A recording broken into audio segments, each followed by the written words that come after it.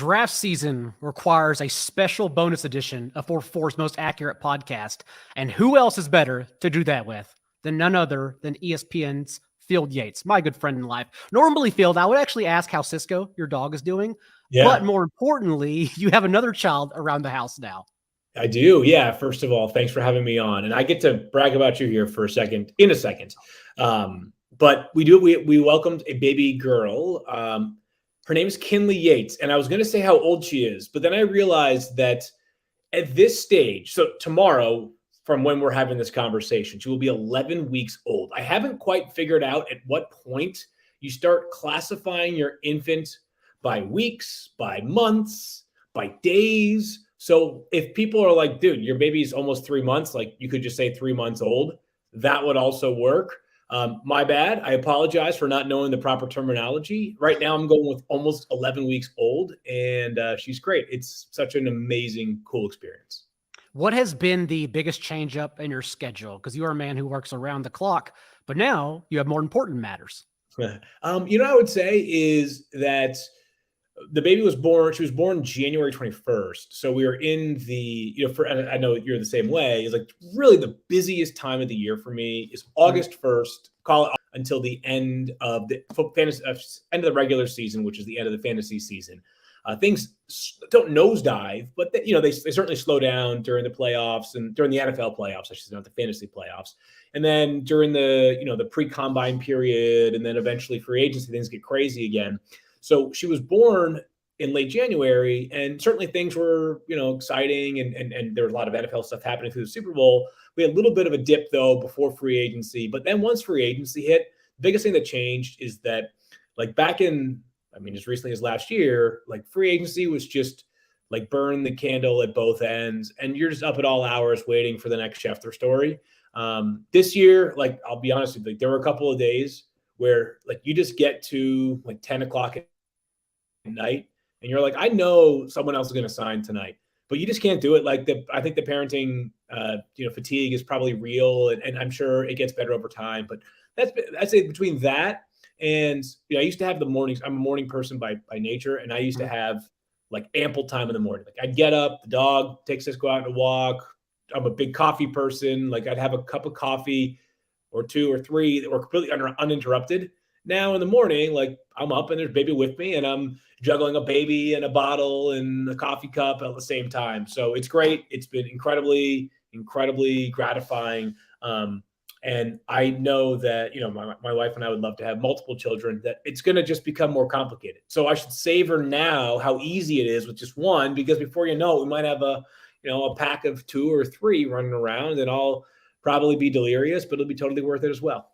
I also think completely by accident, it'll make you a even better father moving forward for the next children, because you just had a war of attrition and changing diapers through the most chaotic NFL offseason ever, right? Yeah, you took on all of that with your work, plus in helping out with a child in that time. You know what? When you put it that way, that gives me confidence. It really does. But it's been awesome. And I really appreciate you asking. And I have to make sure that I say this is the first time that you and I have podcasted together since you made your move to 444. And, this fantasy community is interesting because I do think there is competition to it in some ways, right? Like I do think there are people who hold their own analysis or accuracy or insights up against others, and they measure themselves against others. And I think that's good, and it's totally fine in some ways. But I've also loved being a part of the fantasy community because I might have my opinions or takes, I also love learning from somebody like yourself. And you've been busting your hump for years, and you've done an amazing job. And it's great to see you not only be rewarded with, a new platform, but a place that I know has already been a great fit and will be for a long time going forward. And my hope is that this is the first time that we podcast together in your new digs, and perhaps we get to do it much more frequently going forward. You're far too kind. And I've always considered it a good quality to have, to be bad with compliments. You don't want the person that's just like, oh yeah, shower me more. And so in that case, I genuinely appreciate you, but I'm also going to move on. Also, because I'm very respectful of your time with everything going on. And I also have my mock draft at 444, my first one dropping next Wednesday morning. And piecing it together, I realized I came across 5 huge questions that I have. And that's why you're here, to basically help me out and make me more of an accurate mock drafter. Totally. And with that, I want to start with the Lions at number 2 because they're all over the place right now. And we know they can address whichever position they need most, not only at number 2, but if they gloss over it there, they can wait, even if it's at quarterback to number 32. And so what are you hearing in regards to where they're leaning with that first pick, the number 2 pick right now?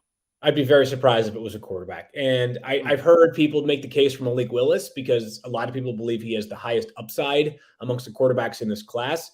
I would just say this, and I know that every time you make comparisons in the pre-draft process, like things can get a little bit obscured, but people have said, basically every draft expert that I've spoken with, that I've asked this question to, has agreed that if Malik Willis or Kenny Pickett is the top quarterback in this year's class, they're also, at best, the 6th quarterback in last year's class. The 5th quarterback off the board last year was Mac Jones, and I think it took us, a few games to realize that if he is the 5th best in last year's class, I mean, he's a pretty darn good 5th, right? I mean, he's obviously a very talented player. But when Mac Jones was being linked to the 49ers last year, the football Twitter, not fantasy, not real, just football Twitter in general, was mind blown by the idea, the preposterous notion that Mac Jones could possibly be the 3rd overall pick. How could you ever do something like that? And I kind of feel like, and this is probably another topic for their podcast, like I believe the 49ers had their pick in mind of being Mac Jones. And I think that like the reaction to the hypotheticals and the guessing of how that would go, I think the conjecture maybe led them to reconsider some things. And obviously Trey Lance is now their pick. And we'll see. Trey could be unbelievable for all we know. But anyways, I digress. So the point is that like if the idea of Mac Jones going 3rd last year, and he was considered a better prospect than Malik Willis or Kenny Pickett this year, was preposterous, then I think we need to sort of temper expectations. I do believe that Malik Willis will be a 1st-round pick. I just think that there's a chance it's much closer to 12 than 2, and maybe even 22 than 2. So the Lions, I think, are in this pretty good spot where I think best case scenario for them, I know best case scenario for them, is if Ike Ekwonu or Evan Neal goes 1st overall to the Jacksonville Jaguars, which I believe remains in play right now. And then they have their pick of Aiden Hutchinson, Trayvon Walker, Kayvon Thibodeau, you name it. I think those players, especially Walker and I think Aiden Hutchinson, are probably the 2 most likely players to be the 2 top defensive players off the board. I know Thibodeau is really talented as well, but I would just probably estimate that Trayvon Walker and Aiden Hutchinson are the 2 most likely defensive players off the board first. So that's where I think, honestly, like if I were Detroit, I would probably make it simple, is that if one of them goes first, take the other. Kind of, I mean, things sort of fell last year into their lap when Penei Sewell got past the Dolphins at pick 6 when they went with Jalen Waddle instead for the Lions. And like, you saw the reaction. Brad Holmes, Dan Campbell, like just turned the card in. I sort of wonder if Aiden Hutchinson or Trayvon Walker from Georgia goes first, like just hand the card in, because I don't think there's going to be a bunch of trade-up opportunities because there really isn't a quarterback this year that is anything close to those guys that we saw last year. You also threw a bonus for the number 1 pick in there that I completely agree with. Everyone continues citing the fact that the fit is Aiden Hutchinson, but also like people don't step back and realize I'm not sure even Trent Baalke knows what the fit is. And so I also believe Icom and Neal are absolutely prospects they could take there. I'm torn, conflicted on the number 1 pick, and I have not gotten to this point in my career by being a sheep and just agreeing with everyone. But right now I do lean like 55-45 Aiden, but absolutely think it's up in the air, just like yourself. The Jets, though, I actually lean. I do, like, if you put me like on the spot right now, I think it's Trayvon Walker from Georgia. I don't know if I'll do. Yeah, I do believe it's him. Right as of right now, with 3 weeks to go before the draft, that'd be my pick. With an offensive tackle 2 and then Aiden Hutchinson 3, and which means that it's definitely going to be Hutchinson now that I say that out loud. But I do believe, and I know that Trayvon Walker is not nearly the prospect in terms of hype as some of his other guys, but he is a freak and had an unbelievable combine, and the sack production is the big hang up during the pre-draft process. But I've been around too many times to see guys whose numbers did not shine in college that became great players in the NFL. This is totally apples to oranges in a lot of ways, but the last Georgia defensive lineman whose sack production was not good in college, who got drafted higher than some thought he would was Richard Seymour, who was just inducted to the Pro Football Hall of Fame. He had 1.5 sacks his senior year at Georgia. And people thought the Patriots were absolutely insane for using the 6th overall pick on him ahead of wide receivers David Terrell and Corin Robinson. I'm not saying that Trayvon Walker is destined for the Pro Football Hall of Fame. I just use the example that like sack production is not always the best way to measure a player's ability to rush the passer. I also get to number 4 with the Jets, who also pick at number 10, and we expect them to take a wide receiver. My question, though, is do you believe there's a receiver they love so much they would take at 4, or do we think they're going to shake things up and just wait until number 10 for that pick and pick someone else at 4? Yeah, my estimation would be that the cornerback makes more sense at pick 4. And I think the draft is always uncertain. But 2 things that I've learned is that like you have to deal uncertainties for better or worse. Sometimes it's for better, right? Like sometimes you lock in on a player and you take him. And again, it might be earlier than others believe he merits going. But if you miss that player at that pick, you're not going to get him at all. And next thing you know, you're stuck.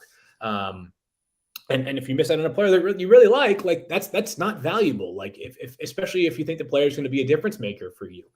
Now, the other side of that is we've seen as an example, and not to frustrate Giants fans, but like the Giants believed that they had to take Daniel Jones 6th, or else they wouldn't be able to find a trade down partner, or they would risk the possibility of not drafting him at all. And that's an ill-fated decision, at least so far.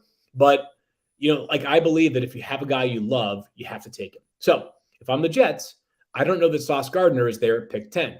Do I know that Garrett Wilson is there at pick 10? I don't know that. But if I had to lose out on one of those guys, I think the gap between Chris Olave, as an example, and Garrett Wilson is narrower than the gap right now between Sauce Gardner and Derek Stingley Jr., who's incredible, by the way. But there are some questions that have to be answered. Like he's an amazing, amazing talent. It's just a different projection when the guy basically hasn't been on the field for 2 years. And I know that it's not all his doing, and COVID was a really unique year, and last year LSU was down, and he sort of took a big picture approach to that Liz Frank injury. And he did run, his 40 a couple days ago, and that's all solid and good. But I think Sauce Gardner has a chance to be like a particularly special player at a position that is still a need for the Jets, even after a solid free agency roundup, which included DJ Reed.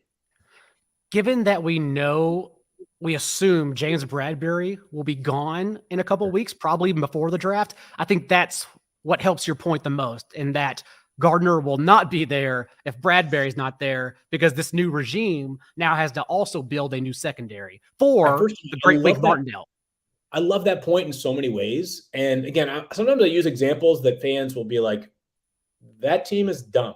But just remember, and I know this was like as bad as it gets, but like the Jaguars, once Trent Baalke became the GM and Urban Meyer became the head coach, they traded CJ Henderson a year after drafting him 9th overall, right? Like you have no loyalty. If you're Joe Shane and you're Brian Daboll, first of all, like they have had their hands basically tied behind their back because of the cap situation they inherited. But I would not be reading into basically there's no sponsorship of the players that are already there, right? Like other than guys they signed in free agency, I don't have any sense of how loyal or devoted they are to anybody on the roster. And if I'm the Giants, like I know the NFC is down, but I don't think I'm winning the division this year. I'm not sure it's happening next year. If you think Sauce Gardner is the best player in the draft and you think there's a chance that James Bradberry is gone and you're cutting Adoree Jackson after this year because his cap number is now $19+ million next year, then take him. And if you think, by the way, I know it's going to sound crazy, but like if you think you're cutting Sterling Shepard after this year and Darius Slayton's going to be a free agent after this year, you think you're cutting Kenny Golladay after this year, and you want to pair Kadarius Toney with Garrett Wilson, like that's okay. I know it sounds crazy when you have major investments in at least 3 wide receivers, but this is an entirely different regime. So a long-winded way of saying I agree with your point wholeheartedly, and that you have to be mindful of teams behind you, even if our outside perception is that the need isn't as great as it might be on paper. Speaking of the NFC, another reason that you've been struggling to help your child sleep is because the Eagles also made a splash and pushing one of their 3 first-rounders this year back into 2023 when they, quick summary, shipped the number 16 and 19 picks to New Orleans in exchange for essentially the number 18 and a first-rounder next year, trying to lobby themselves into a good position next year. We will get to the Eagles in 1 second. But this is important for the Saints because some believe they made this move to yet make another move on draft day. What have you heard regarding what is happening in their front office right now? Yeah, so this is the second time Philly's been involved in a transaction that could end up working like this. Philly was on the other side of it before. Back in 2016, the Eagles moved up from, I believe, 12 to 7 initially. They had 12, and they moved up to 7, where that was Miami. And they swapped pick 12 and Byron Maxwell, the cornerback, who had a very strong tenure in Seattle and then a less strong tenure after he signed a big deal with Philadelphia, was traded to Miami. But Philly gets from 12 to 7. Then they get from 7 to 2, which is the deal that they execute to trade up for Carson Wentz. Now, again, I know that wasn't necessarily a decision that Philly, I mean, you could debate how strongly they feel about the decision a few years later, but the process reminds me of what New Orleans is doing, because I've heard, like, here's some theories that I'm just flat out not buying, that they're trying to get in front of the Chargers. The Chargers have 3 weeks to do whatever they want now, right? Like, if anything, you're better served to wait if you're trying to get ahead of a team 2 picks in front of you until you're in the draft and you prevent them from having a prolonged window. Like, if the Chargers want to go find someone to trade up with, they can do that all month right now. So I'm not buying that theory. I've heard the theory that they feel like they're a contender this year and that they want to add 2 impact players as opposed to 1. I give that some credence, but my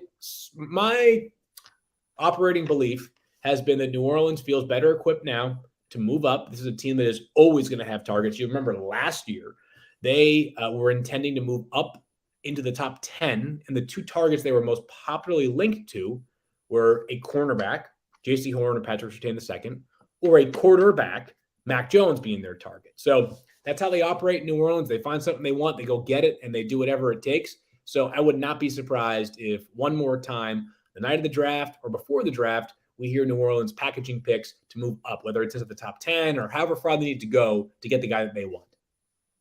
Do you think the Eagles have a particular target that they were not worried about the Saints, for instance, jumping ahead of them to grab, or was this strictly a move based on draft value? Yeah, this is a value play to me for Philly. And I, having been in these rooms before, I remember, and I'm getting long here on some of these answers, but I know my first draft with the Chiefs, when I was working in scouting, we had the 5th overall pick in the draft. I had no clue what was going to happen. This was 2010. This was the year that Sam Bradford went number 1. Ndamukong Suh and Gerald McCoy were 2 and 3. And I think we felt pretty strongly that, like, Ndamukong Suh was not going to be there. Sam Bradford was going to be off the board. Beyond that, I wasn't quite sure who was going to go in front of us. It ended up being that Eric Berry, who was the player that we felt strongly about going into the draft, was there, and it was an easy pick, and he had a great career, even if cut short by injury. But, like, I remember going through mock drafts and being like, I have no idea what's going to happen, and this is pick 5. Like, at pick 18 or 17 or 19, like, there's so many different things that can happen. So I felt like this was a strict value play by Philly, who I think, front office, that's part of Howie Roseman. He's always thought that way. I think that the trade was fascinating. Like, basically, it's like Philly can afford to be patient. And I think if you look at any draft value chart, Philly probably, quote unquote, won the trade in terms of draft value. Now, you got to win the trade by making the right picks, obviously with these players. But, I try not to come down too hard with an anvil on GMs for their draft pick. I know that's not fair. Like, it's one thing if you consistently miss. But, like, I love when people will be like, yeah, this guy was drafted for, the Saints used the 3rd pick or the 3rd round pick in 2016 on this guy. And, 3 picks later, the Cowboys got Byron Jones, who went on to become the highest paid cornerback in the NFL. It's like, yeah, you know what? Like, every team has done that, right? Like, it happens all the time. Every team passed on DK Metcalf. Every team passed on AJ Brown. Every team passed on Deebo Samuel. Like, that's just how the draft works. But so for Philly, though, like, I am a believer, and I know, a lot of people in our world feel this way as well, is that, like, the draft is ultimately a dice roll in a lot of ways, and I'd rather have more opportunities to throw and high leverage darts too. Like, I consider something within the first 3 rounds a pretty high leverage dart. Like, I'm not saying that you should just accumulate all the 7th round picks in the draft, but Philly picked up that first next year and the 2024 second as well. Like, those are 2 prime opportunities for Philly to expand that roster. Another front office that everyone, not just you, is a believer in is, of course, the Patriots, who I would have pinned for a wide receiver. They were rumored also to target, in particular, Jameson Williams before they dealt for Devontae Parker, who no longer had a spot on Miami's roster after all of their big free agent signings and dabbles with Tyreek Hill. What is your read on that situation now? By the way, like the Parker trade was one of those where like people, it's the world we live in. You have to have like a strong take on it. Sort of looked at it and I was like, that's just kind of like a reasonable value trade, right? Like Miami gets the cap relief and they get a pick next year when they're basically punting on this draft, right? Like they have 4 picks right now. If you use the Rich Hill draft chart, they have easily the least amount of draft capital this year. Parker's not like, he's not Tyreek Hill, right? But in a league where all of a sudden top paid wide receivers are making between $28 and $30 million a year, like $5 million a year for Devontae Parker is like, that's fine, right? Like that's and not even top paid, like even a Christian Kirk to make $18 million annually. Then you look down and you see the Amari Cooper and Devontae Parker deals. You're like, okay, like this is actually pretty good. This is valuable. Yeah. Like it's not, again, I'm not saying this like changes the Patriots outlook dramatically. I don't think they go from whatever they were, like the AFC favorites, but I'm like, that's just like reasonable football business by both sides. But I still think wide receiver could be in play for them at pick 21. And I always, again, taking the big step back here is, as of right now, if I have the numbers correct on each of these players, the top 4 wide receivers, Parker's in contract for 2 years, Kendrick Bourne's in contract for 2 more years, and then both Nelson Aguilar and Jacoby Myers are in the final year of their deal right now. Myers is a restricted free agent, so they could extend him, and they could extend Nelson. They could extend any of those guys. But I do think like a long-term need for them remains wide receiver. I think cornerback's kind of the obvious one as well. So I would think that those 2 positions make the most sense to me, and they probably align pretty well with the board, right? Because at 21, we'll see where Jameson Williams goes, or a Treylon Burks goes, or a Jahan Dotson goes. But I would think one of those guys, if not a Chris Olave, is available as well.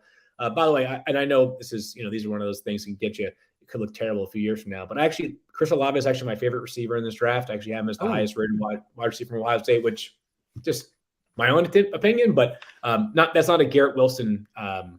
That's not a Garrett Wilson indictment. I just happen to think Olave is a really special player. So that would be the wide receiver value. And then cornerback value, like I think we believe Sauce Gardner will be gone. I don't know on Derek Stingley, but like he'd be an immense value pick 21. Like there are some other players, Trent McDuffie from Washington is just like a frisky, like tough, physical corner who Washington has like quietly produced a good number of defensive backs recently, whether it's Byron Murphy's been better for Arizona, Budda Baker's been good, obviously. Like there have been a number of cornerbacks / safeties from Washington. I wouldn't be surprised if Trent McDuffie is the next good one from there. So those 2 feel like, my estimation, the most obvious targets at pick number 21. And then because of the Patriots, and I know this is not something that appeases fans always, like they take the big picture view too, right? Like we may not think of like, like they may have as an example, right? Like they have 2 good tackles, Trent Brown and Isaiah Wynn. Like those are good players. Wynn, I believe, in the final year of his deal. Like they may say, something, like we have a left tackle now, but we're one, negotiation away from not having a left tackle next year. So perhaps offensive tackle makes sense. But I think wide receiver, cornerback seem to make the most sense to me. Linebacker would also be in the mix there as well.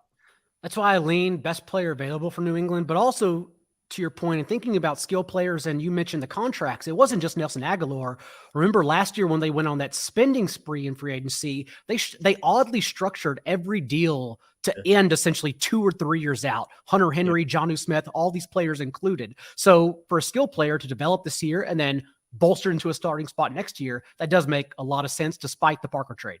Yeah, and the Patriots have, in the league, there's this big trend of kicking the can with money, right? Philly does it. They've always done it. But we've seen a bunch of teams do it. Like they've just pushed a ton of money into the future. The Packers are a team that used to never do it, and now they're doing it because of the Aaron Rodgers thing. And the Patriots and the Chiefs are 2 teams that I think of often that have resisted that. Like if the Chiefs wanted to create a ton of cap space, they could have done it with a Patrick Mahomes $28 or $32 million roster bonus. They kept on the book for this year. Like his number could have been like 25 million less.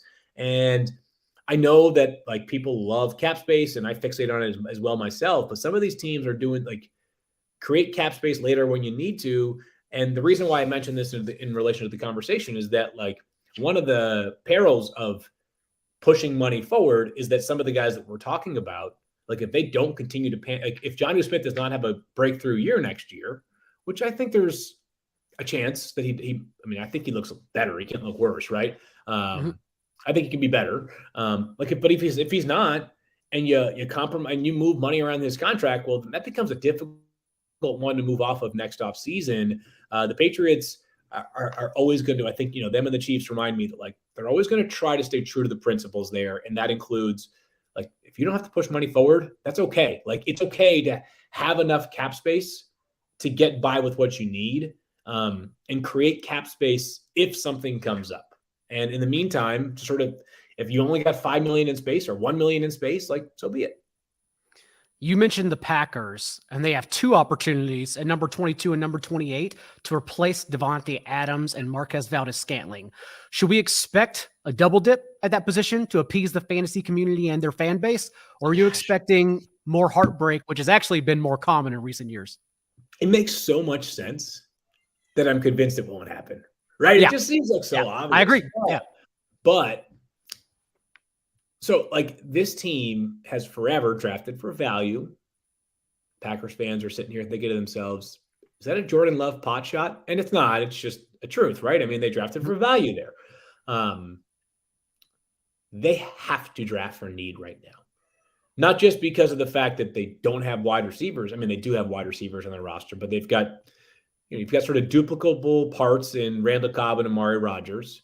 Allen Lazard is solid, right? But like, is Allen Lazard or Juwan Winfrey plus one of those two guys in the slot enough to keep your offense anywhere near where it was? I think the answer is no. And then a lot of those guys, Cobb plus Lazard, are both in contract years. Cobb, also a veteran player, Lazard, a younger player. He's a restricted free agent. But back to that conversation we were just having in England, like you got to have a bigger picture view as well. So my belief is that they are a team that needs to draft for need, and this is a good year for it. I do think there are players in the first round at wide receiver that are going to be available. You named a couple of them. Like those are the kind of players that if I'm Green Bay, I'm taking them right now. Field, I genuinely appreciate you taking the time to jump on. Tell everyone where they can find your stuff. You've started back up with Barry, the fantasy podcast, as well as the TV show should return soon, correct? Yeah, we've got all kinds of stuff hopefully lined up in the hopper. But in the meantime, if you want to listen to fantasy stuff, Fantasy Focus podcast, I do the First Draft Show, which is our Mel Kiper and Todd McShay, Todd, draft extraordinaire. I love doing that show. It's available. You can watch it live Mondays at 2 p.m. on ESPN's YouTube and Twitter and stuff like that. But you can also listen to it in a podcast wherever you get your podcast. And then I always tell people, if you feel inclined, I'm on Twitter at Field Yates, and I try to push out useful content and sometimes less useful content. And remember, your ratings and reviews are important in this new era of the Most Accurate Podcast as we continue on with 2 episodes every week throughout the off season. Thanks again for joining, Field. We do really appreciate it. And to everyone else, we will see you again Monday evening.